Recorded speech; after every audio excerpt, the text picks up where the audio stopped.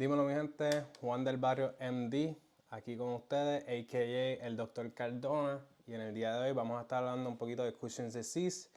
Antes de comenzar, quiero darle la bienvenida a este canal de YouTube. El propósito de este canal es ayudar a estudiantes hispanohablantes en el campo de la medicina, ¿verdad? A entender y sobresalir en sus exámenes de Shelf, CAS, STEP. Ya yo pasé estos exámenes, el Step 1 y Step 2, y les voy a traer un poquito de mi experiencia, de los errores que cometí, de lo que he aprendido, hablar de temas complicados, ¿verdad? Y temas interesantes. Yo uso los mismos recursos que ustedes, nada diferente, UWorld, URX, ambos. Utilizo inteligencia artificial, ChatGPT, OpenEvidence y también como recursos Words and Beyond. Todos estos recursos son excepcionales. Nada, espero que les guste. Vamos a tratar de estar haciendo un video semanal de diferentes temas. Pueden dejarme en los comentarios que quieren discutir, cómo podemos mejorar. Y nada, vamos a comenzar. Vamos a hablar de cortisol, de dónde se sintetiza, el axis de esta hormona. Hablaremos un poquito de la farmacodinámica, de efectos adversos. Hablaremos también de Cushing's Disease Syndrome, iatrogenic Cushing's. Hablaremos de primary Cushing's, secondary Cushing's. Hablaremos de laboratorios diagnósticos, del algoritmo diagnóstico y del manejo del paciente. Y a lo último hablaremos un poquito de Nelson's Syndrome. ¿Ok? Antes de comenzar, ¿verdad? Ya habiendo dicho eso, empecemos. Cortisol es una hormona esteroidal derivada del colesterol, el lípido soluble. Se sintetiza en la zona fasciculata de la corteza adrenal. Está atada en la sangre, se encuentra libremente y también se encuentra atada a una proteína, corticosteroid binding globulin. ¿Okay? Su mecanismo de feedback empieza en el hipotálamo. Sabemos que se libera corticotropin releasing hormone, CRH, a través de un estímulo. Hablaremos de los estímulos un poquito más abajo. Esto causa, ¿verdad?, que se secrete del hipotálamo SRH, viaja hacia la adenohipófisis o pituitaria anterior y esto estimula, ¿verdad?, a través de un receptor GS, la producción de cyclic AMP y protein kinase A, estimula la modificación post-translacional de propiomelanocortin, que es un precursor polipeptídico que está compuesto de 3 hormonas: ACTH, que es adrenocorticotropic releasing hormone, MSH, melanocyte stimulating hormone, y endorfina. ¿Okay? Vamos a empezar hablando de ACTH y luego hablaremos un poquito de MSH. ¿Okay? ACTH, una vez que se libera de la adenohipófisis, viaja a través de la sangre, llega hasta la zona fasciculata en la corteza adrenal y estimula a través de receptores el cambio conformacional de los receptores GS. Se produce cyclic AMP, protein kinase A, y esto estimula la producción de cortisol. ¿Okay? Cortisol es una hormona lípido soluble, y esto quiere decir que puede difuminarse a través de la membrana celular sin necesitar ningún receptor o canal, y sus receptores están intracelularmente y se llaman zinc finger receptors. ¿Okay? Una vez que estos zinc finger receptors se activan, estimulan o inhiben la expresión de diferentes genes y veremos, ¿verdad?, qué causan en el cuerpo. Feedback positivo para liberación de CRH, ACTH, cortisol, incluyen estrés y dolor, epinefrina, histamina, pirógeno, hipoglicemia e hipotensión. Todo esto es lógico, ¿verdad? Porque lo que estamos manteniendo es presiones, manteniendo niveles de azúcares apropiados para en caso de fight or flight. Pain and stress son fight or flight también. Feedback negativo incluye glucocorticoides, uso de glucocorticoides exógenos, ¿verdad? Para, por ejemplo, tratar condiciones autoinmunes, causa, ¿verdad?, ese exceso de cortisol causa la inhibición de CRH y ACTH, inhibiendo la producción de cortisol. Adicional a eso, ¿verdad?, el ritmo circadiano. Es importante que por las noches nosotros queremos estar relax. El cortisol no debe estar en altas concentraciones, eso que a través del núcleo supraquiasmático esto ¿verdad?, altera la liberación de CRH, la inhibe o disminuye, y también el núcleo supraquiasmático tiene la capacidad o tiene conexiones directas a la corteza adrenal, a la zona fasciculata, para inhibir la producción o alterar cómo ACTH funciona en esta zona. Esto está asociado con el efecto de Dawn. Podemos hablar de eso en otro tema, pero recuérdense que esa gráfica de Dawn Phenomenon está alterada por glucocorticoides, ¿verdad? Por cortisol. ¿Ok? Ahora bien, ¿cómo funciona el cortisol? Yo voy a estar hablando un poquito de cómo funciona cortisol y cómo se ve expresado esas funciones. ¿Ok? El cortisol, uno de sus propósitos es movilización de reservas de energía para el uso de órganos esenciales en un momento de fight or flight, a.k.a. el cerebro. Aumenta apetito, aumenta la producción de enzimas relacionadas a gluconogénesis, lipólisis y proteólisis, y aumenta la resistencia a la insulina, y uno de sus mecanismos es inhibiendo la integración de GLUT4 channels al tejido muscular, que esto, ¿verdad?, no permite que la glucosa entre al tejido muscular, aumentando los niveles de azúcar en la sangre. Todos estos efectos atados se llaman efectos diabetogénicos, disminuyen la utilización de glucosa para que haya mayor glucosa para el cerebro y órganos esenciales en un momento de fight or flight. ¿Okay? También mantiene las presiones altas, ¿verdad? O mantiene las presiones. ¿Cómo lo hace? Aumentando la disponibilidad de receptores alfa-1. Sabemos que los alfa-1 utilizan un receptor GC. Sabemos que GC receptors are associated with, una vez que ocurre ese cambio, esa alteración conformacional de ese receptor, sabemos que IP3, calcio y diacilglicéril o DAG son mensajeros secundarios para esto. Yo siempre me recuerdo alfa-1 vasoconstricción, calcio. Alfa-1 vasoconstricción, calcio. Esto se llama un efecto permisivo. Cuando el cortisol hace este efecto, hace la sobreregulación o la upregulation de alfa-1, permitiendo mayor sensibilidad a epinefrina y norepinefrina.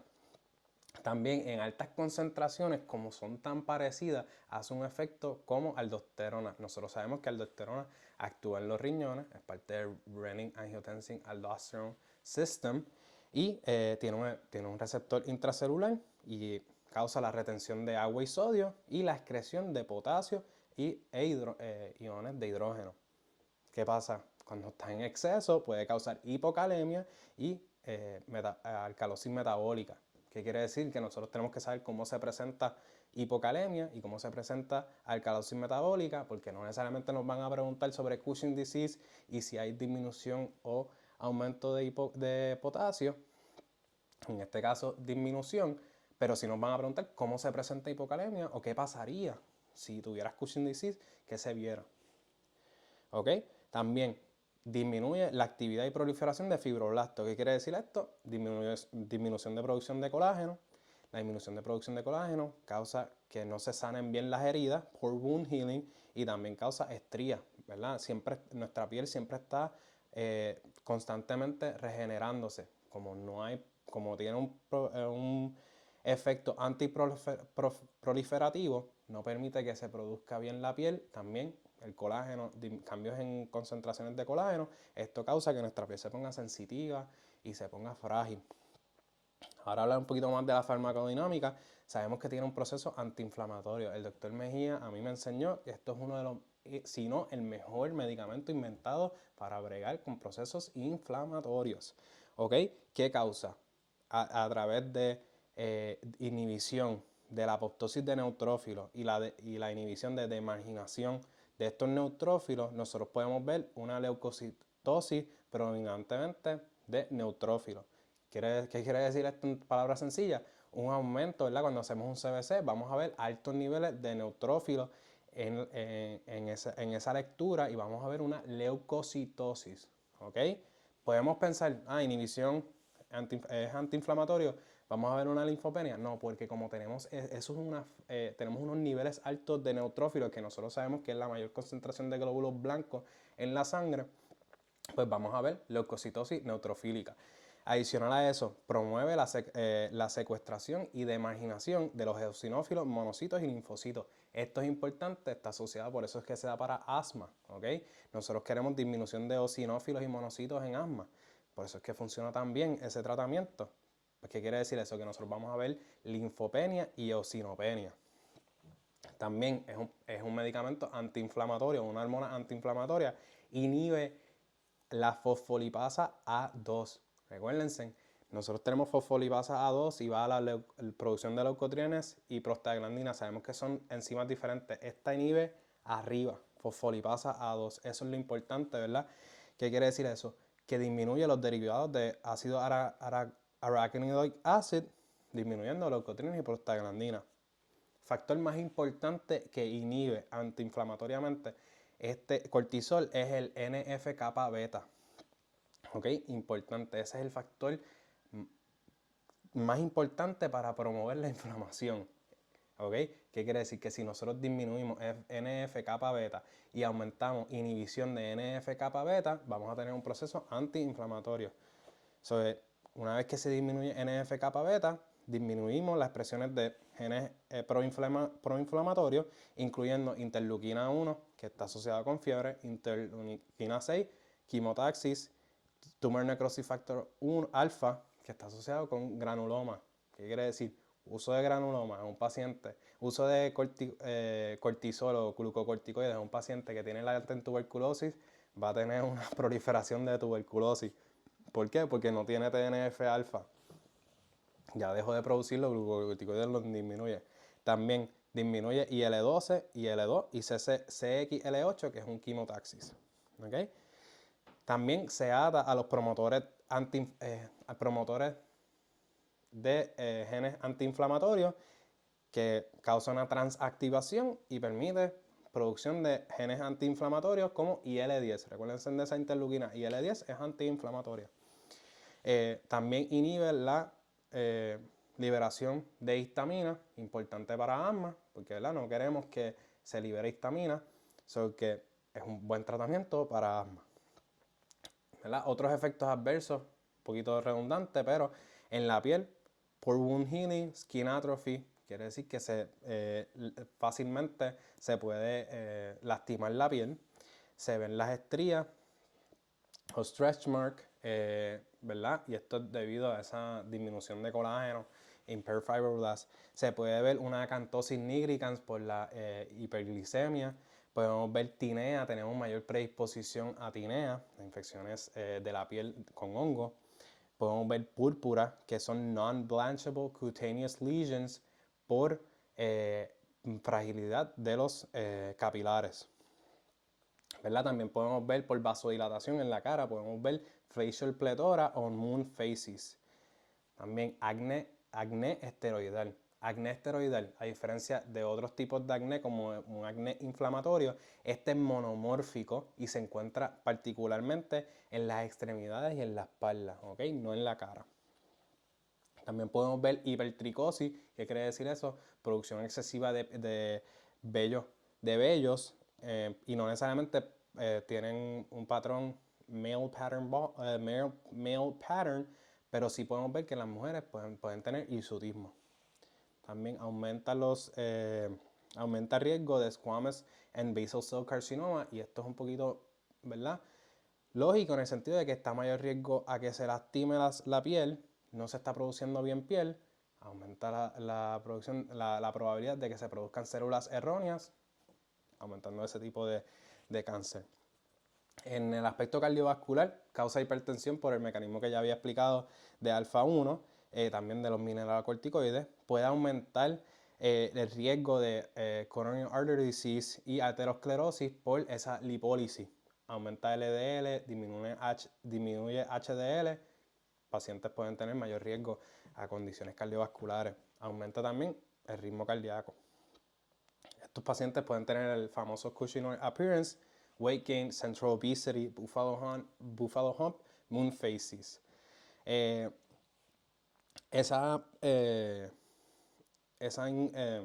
¿Verdad? Adicional a eso, uno de los efectos importantes que todavía no he discutido son que disminuye la producción de calcitriol, vitamina D3 activada. ¿Qué quiere decir esto? Que va a disminuir la producción la absorción de calcio y fosfato, y esto causa una hipocalcemia, pero en realidad estos pacientes son normocalcémicos porque se libera PTH. Sabemos que PTH actúa en el DCT y en el PCT. Distal Collecting Tube y PCT, Proximal Collecting Tube. Adicional a eso, puede aumentar a altos niveles de cortisol, pueden aumentar el riesgo de úlceras pépticas y hemorragia gastrointestinal, más si se usan NSAIDs a la misma vez, y pueden causar pancreatitis. Pueden causar catarata, glaucoma. Usualmente si estás usando corticosteroides para los ojos como tratamiento, pues puede aumentar ese tipo de riesgo. Otro, ¿verdad? Cuando nosotros utilizamos corticosteroides a largo plazo, puede causar atrofia adrenal. ¿Por qué? Nos podemos preguntar, ¿verdad? ¿Por qué va a causar atrofia? Porque pues ya CRH y ACTH no se está liberando, so que no hay nada estimulando ese órgano se atrofia, y una vez que tú dejes de utilizar, si tú de momento dejas de utilizar glucocorticoides utilizándolo por largo plazo, tú te puedes ir en insuficiencia adrenal. Importante, insuficiencia adrenal secundaria, ¿ok? ¿Qué quiere decir esto? Que cuando tú veas esos laboratorios, lo más probable, el sodio va a estar bien, el potasio va a estar bien, porque el renin-angiotensin-aldosterone system se mantiene preservado, porque la zona glomerulosa no es afectada por esa atrofia. ¿Ok? También podemos ver que estamos en mayor riesgo, ¿verdad?, en cortisol alto, de necrosis avascular, importante, necrosis avascular de la cabeza humeral. También podemos tener riesgo de osteoporosis y osteopenia. ¿Por qué? Por el efecto de calcitriol, pero también porque estimula la liberación de rank L de los osteoblastos, que esto activa los osteoclastos, pero también inhibe la producción de osteoblastos, disminuyendo BCL2 y aumentando BAX en los osteoblastos, que esto lo que estamos diciendo en palabras sencillas, apoptosis de los osteoblastos. Hablamos de la proteólisis, ¿verdad? Que hay un aumento cuando el cortisol se estimula, hay una proteólisis. ¿De dónde vienen las proteínas? Mayormente del músculo. Pues podemos desarrollar corticosteroid-induced myopathy, y nosotros podemos ver que esto es un progressive weakness of proximal limb muscle and myalgia. ¿Okay? Si nosotros utilizamos corticosteroides en niños, se van a ver que pueden afectar su crecimiento.